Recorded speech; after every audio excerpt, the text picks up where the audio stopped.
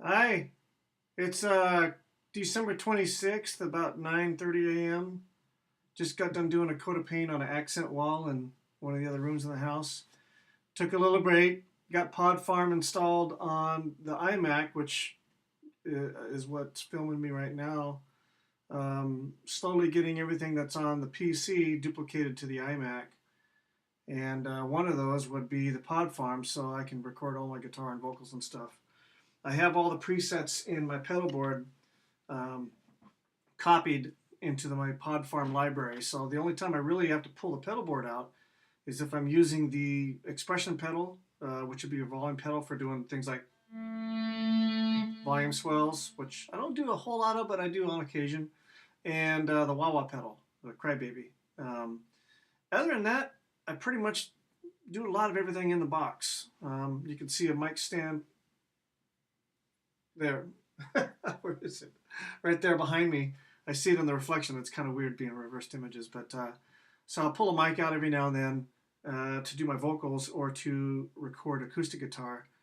So this is kind of really just a tone test, just to make sure that everything was sounding good in Pod Farm uh, from the PC to the Mac. So I'm just kind of noodling around on my faithful TFS 6. The 7's coming soon. So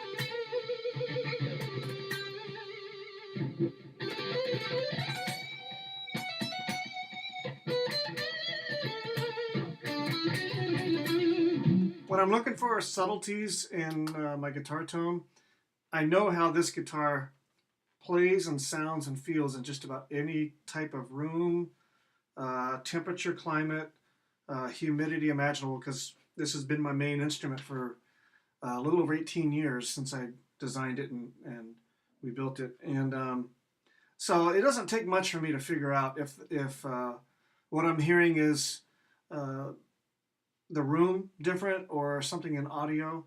In this case, this room has a very low saturation point, which just means it distorts at a lower level. So um, if you play too loudly in this room, it can really um, affect the objectivity in which you're hearing. In other words, you're not hearing the guitar for what it really sounds like. You're hearing the room's influence into your ears more than what you're hearing from the speakers. Um, Also, this is a slab-on grade foundation, whereas I've been in apartments for the last several years, and usually on an upper floor, which means that the lower levels were kind of adding resonance into the room, even though the speakers are completely decoupled from the floors. They still have an influence. So, with that being said, this room can handle a lot more low end, and I if I hear low end in this room, it's a little bit more objective sounding than it was when I was in rooms that had a subfloor and then a crawl space under them, or um, in an apartment where I was, had another tenant underneath us. So, so far, I'm learning this room a little bit more. It's going to take a while to tune it. And when I do an audio analyzation of this room, that will give me more objective counsel as to how I need to treat the room acoustically with whatever materials I have. Where over here, I've got curtains that are reasonably heavier weight than your typical window covering, but they're also privacy curtains, um, which they block out a lot of light, but what they really do well is absorb a lot of low end. I still have to do the same thing on that side of the room. I have to do some absorption on the monitor wall, and then behind me will be a combination of absorption materials and diffusion. And the diffusion just means that it's spreading the sound back into the room without it being a 90-degree angle coming in. But so far, just pulling up a stock preset in Pod Farm, not even one of my own stock presets.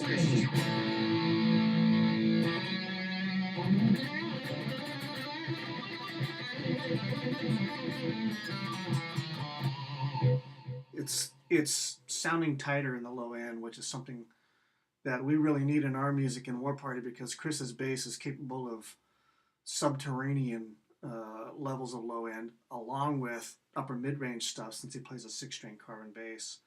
But I'm liking it so far. So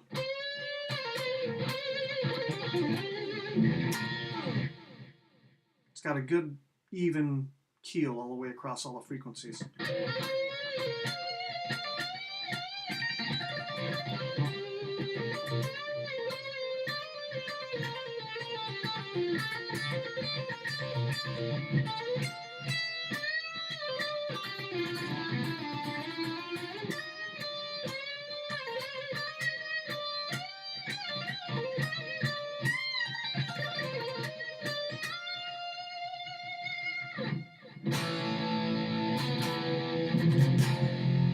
And I haven't even pulled the 7-string out.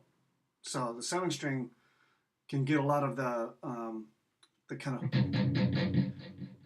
that kind of stuff can stick out a little bit more.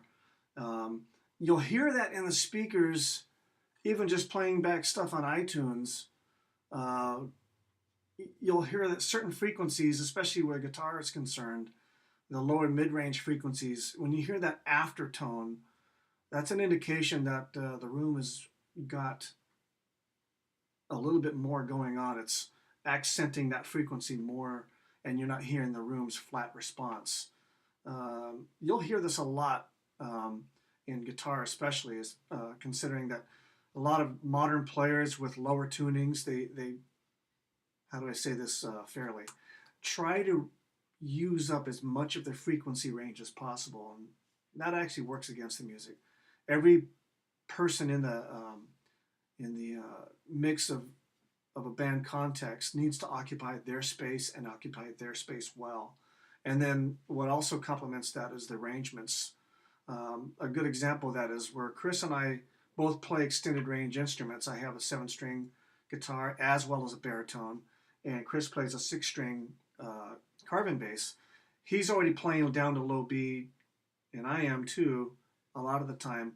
The thing we're cautious to do is not very often both be in that same range at the same time.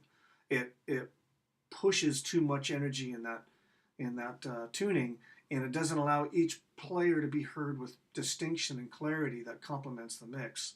So each of us kind of going back and forth there makes each other sound good.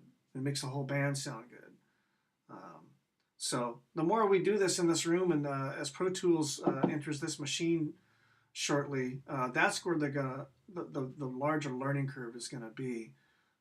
Right now, learning the room is essential and ideal, and that's one reason why I haven't resumed recording just yet, because when I do resume recording and tracking in this room in particular, which I'm going to be spending a lot of time in, what I hear has to be objectively the mix and not the room.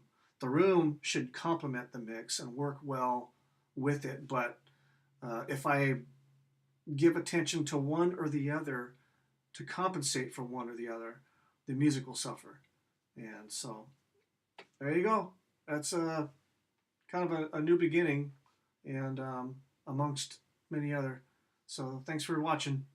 Have a blessed day and a safe and happy New Year.